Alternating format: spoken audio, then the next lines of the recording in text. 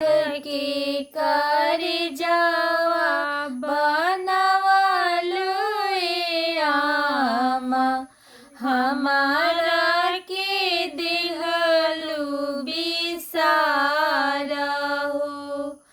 काठ के कर जावा बनवलु ए आमा, हमारा के दिलु बिसारहु।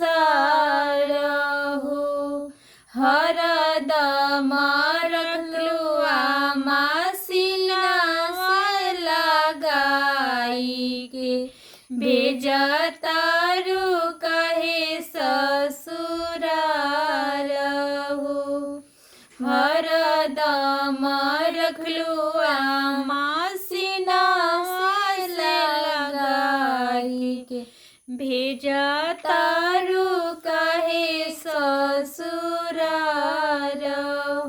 9 महीना आमा कोखिया में रखलु, दुखवा तू सहलु हजारहु।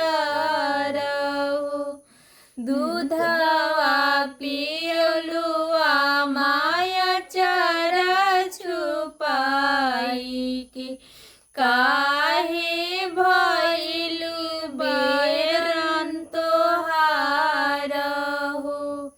दूधवा पियलु आमा अचारा छुपाई के, काहे भइलु बैरन तोहारहु।